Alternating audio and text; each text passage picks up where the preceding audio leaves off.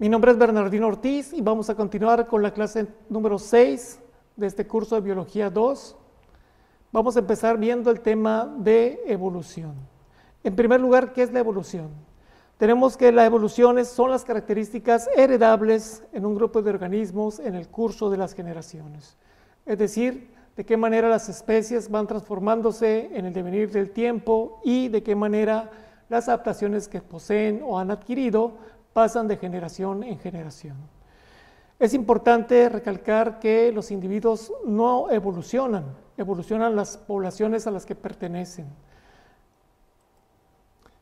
Aquí tenemos, por ejemplo, que la evolución estudia los componentes principales en las modificaciones que ocurren en las ramas de un linaje, es decir, te vas a los primeros ancestros conocidos de un organismo, hasta donde el registro fósil alcanza, y vas viendo qué modificaciones se van presentando en el curso del tiempo para establecer qué características se van modificando, qué características van permaneciendo y de qué manera los procesos de selección natural, operan para determinar que cierto grupo de organismos sobreviva, otros se extingan y lleguen hasta nosotros, si es el caso. Precisamente esos cambios son los que estudian especialmente la paleontología, que estudia el registro fósil. ¿Cuáles son los objetivos de la biología evolutiva? Pues en primer lugar, el primer objetivo es entender de qué manera, por procesos naturales, la vida se originó en la Tierra. Básicamente, la teoría más fuerte actualmente trata de establecer los procesos físico-químicos que dieron origen a la vida. En segundo lugar, tenemos que el objetivo es entender de qué manera se van diversificando los seres vivos en el tiempo. La diversificación ocurre precisamente como un proceso adaptativo a los distintos nichos que se les presentan a los seres vivos. Aquellos que se adaptan ocupan un nicho, aquellos que no se adaptan son removidos por el proceso de extinción.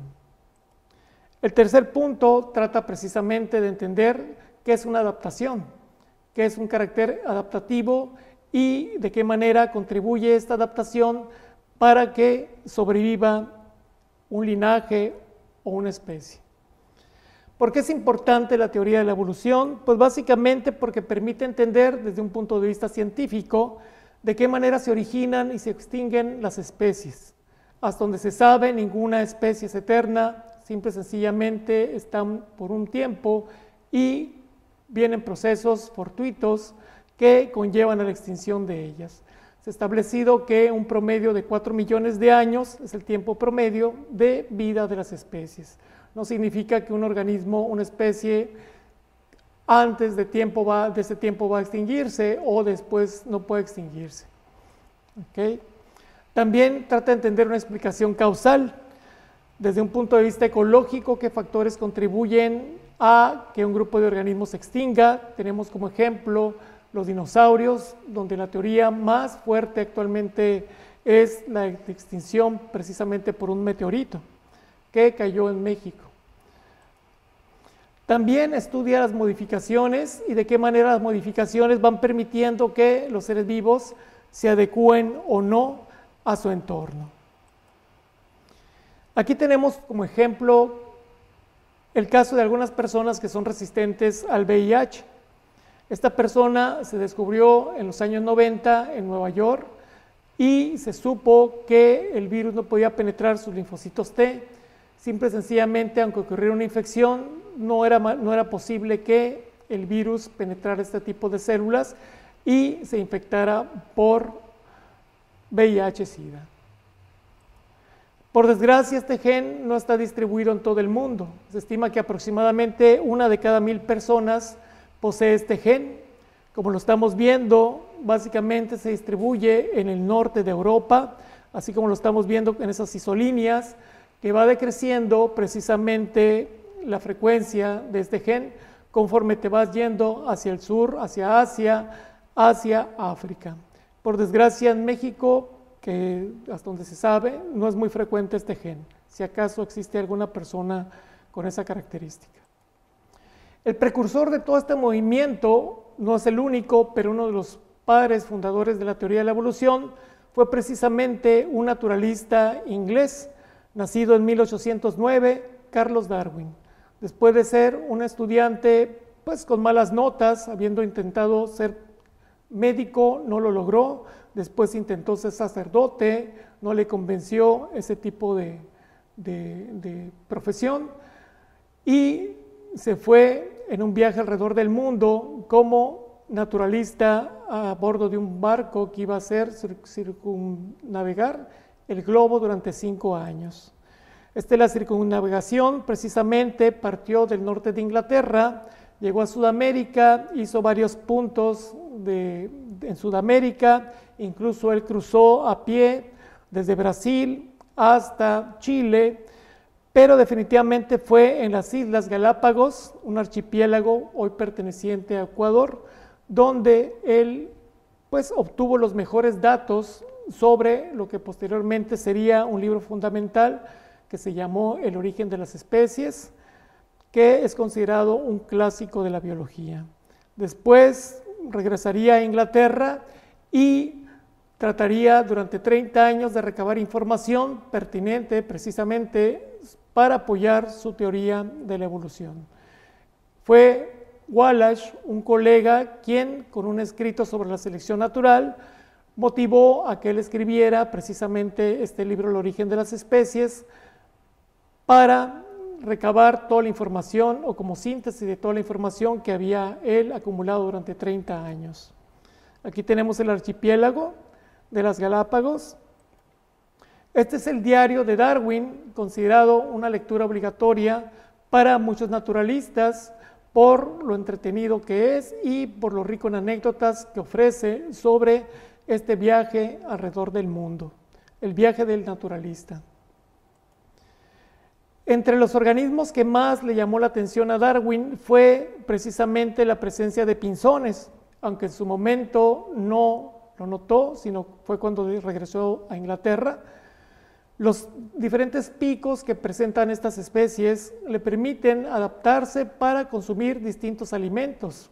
Eso precisamente disminuye la presión entre las especies y la competencia disminuye, permitiendo la formación de especies altamente especializadas.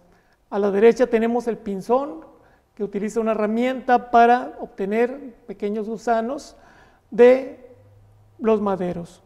Tenemos también pinzones que comen semillas, tenemos pinzones que comen polen, tenemos pinzones que comen insectos e incluso uno que, si tiene la oportunidad, es hematófago, es decir, consume sangre.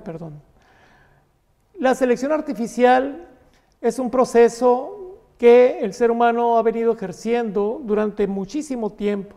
Simple y sencillamente va tomando aquellas características que considera pertinentes en los organismos que son de su elección: mayor producción de carne, mayor producción de granos, mayor producción de lana, etcétera, etcétera, ¿no? Entonces se considera que es una evolución o selección artificial porque es el humano quien determina en un momento dado quién sobrevive y quién no.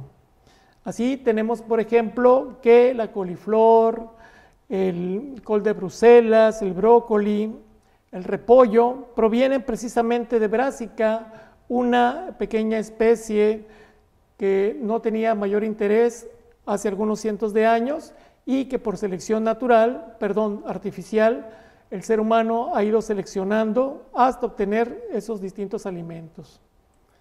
Aquí tenemos también, de origen mexicano, el teosinte, y de qué manera, a partir de una planta que produce poquitos granos, el ser humano ha ido seleccionando aquellas variedades, aquellas plantas que producen más granos hasta llegar a la planta de maíz actualmente consumida.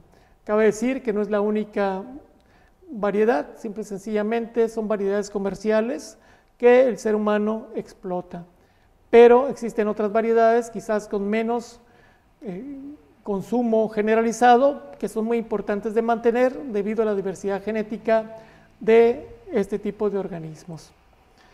Otro ejemplo claro sería la domesticación del lobo, y a partir del cual se ha ido generando precisamente las diversas razas de perros.